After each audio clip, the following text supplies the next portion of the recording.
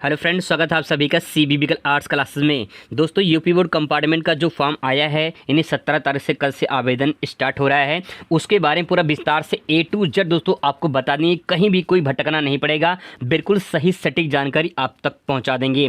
तो UP board का compartment और इम्प्रूवमेंट का फॉर्म कौन कौन भर सकता है, पूरा विस्तार से चलिए बताते हैं आपको क्या क्या करना होगा।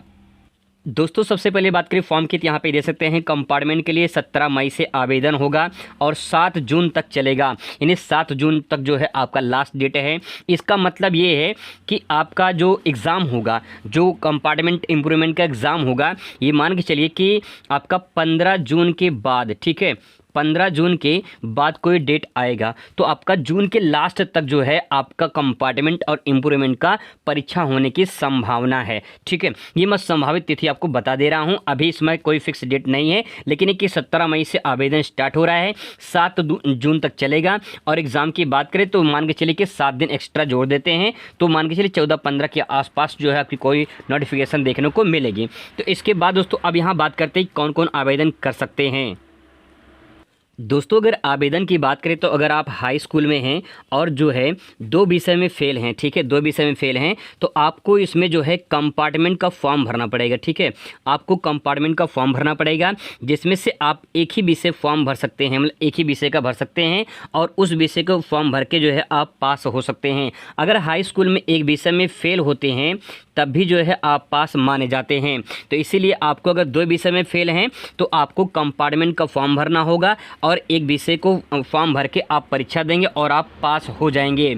लेकिन अगर आप जो है एक विषय में फ़ेल हैं, ठीक है, अगर एक विषय में आप फ़ेल हैं तो दोस्तों आपको कंपार्टमेंट का नहीं बल्कि आपको इम्प्रूवमेंट का फॉर्म भरना पड़ेगा। ठीक है, आपको इम्प्रूवमेंट का फॉर्म भरना पड़ेगा। तो यहाँ पे आपको यही ध्यान में रखना है। देखिए, यहाँ पे स्पष्ट शब्दों में कहा गया है कि हाई स्कूल में इम्प्रूवमेंट की परीक्षा के अंतर्गत जो अनुत्तीर्ण ये है एक विषय में, ठीक है, अनुत्तीर्ण ये एक विषय में उनको भरना है इम्प्रूवमेंट का। और यहाँ पे देखिए कंपार्टमेंट के अंतर्गत देखा जाए तो 2 विषय में जो अनुत्तीर्ण हैं उनके लिए कंपार्टमेंट का फॉर्म भरना पड़ेगा। ठीक है, अब दोस्तों यहाँ पे बात ये आती है कि अगर आपका जो है एक विषय में नंबर कम आया है, ठीक है, तो आप अगर इम्प्रूवमेंट भरना चाहते हैं तब भी आप भर सकते हैं इम्प्रूवमेंट का। और एक विषय में अगर फेल हैं तो आप जब भी इम्प्रूवमेंट भरना चाहते हैं तो भर सकते हैं। ठीक है, वही बात एक ही होती है।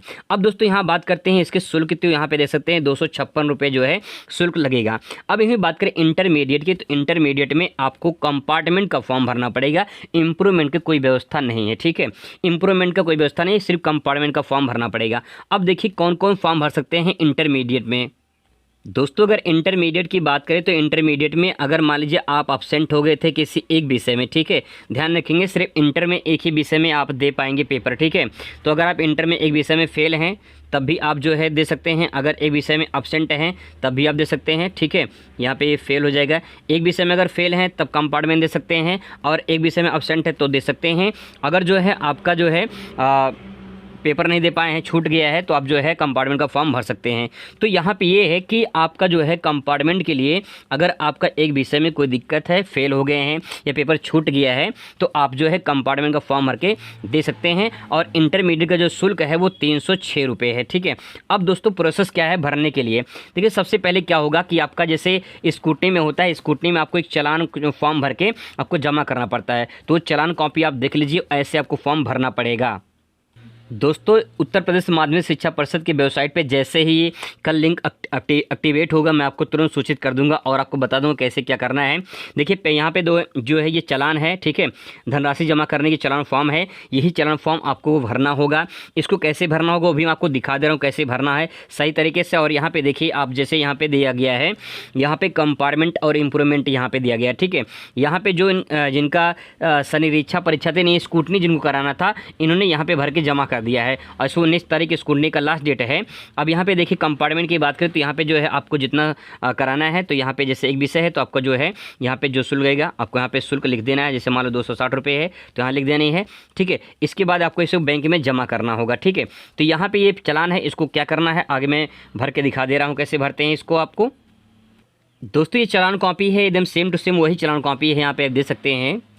ये धनराशि जमा करने का चालान फॉर्म है और कैसे भरना है, और जैसे कि आपको भरना है यहाँ पे देखिए दिया गया है कोषागार या बैंक का नाम और शाखा दिया गया है, तो भारतीय स्टेट बैंक यहाँ पे दिया गया है और शाखा का नाम हमें टांडा लिखा गया है। ठीक है, अब किसके नाम पे भरना है, यहाँ पे देखिए एक चीज़ यहाँ पे लिखना है IFSC कोड लिखना है, यहाँ पे लिखा गया नहीं गया है, यहाँ पे लिखना है IFSC कोड लिखना रहेगा बैंक का। ठीक है, ये बैंक का IFSC कोड वहीं से अगर किसी से पूछ लेंगे तो आप वहाँ से ले सकते हैं, नहीं तो आप जो है अगर आपका बैंक में खाता है तो और अच्छी बात है, नहीं है तब भी आपको SBI में ही जमा करना है। ठीक है, तो यहाँ पे जो है आपको यहाँ पे पहले बैंक का नाम भरना है, इसके बाद वहाँ पे शाखा भर देनी है, इसके बाद IFSC कोड यहाँ भरना है। ये बात ध्यान रखना है कि जिस लाइन में पूछा इससे यहाँ पे बैंक का नाम और शाखा आपको इस लाइन में भरना है, फिर यहाँ पे लाइन में यहाँ पे जो है आपको यहाँ भर देनी है IFSC कोड। ठीक है, इसके बाद संस्था का नाम जहाँ धनराशि जमा की जा रही है अब आपको यहाँ भरना है, यहाँ पे इस वाले खाने में यहाँ पे भरना रहेगा माध्यमिक शिक्षा परिषद उत्तर प्रदेश, यहाँ पे जो है प्रयागराज रहेगा। ठीक है, इसके बाद तो यहाँ पे आगे नीचे आएंगे तो यहाँ पे दिखाई देगा पंजीकरण संस्था।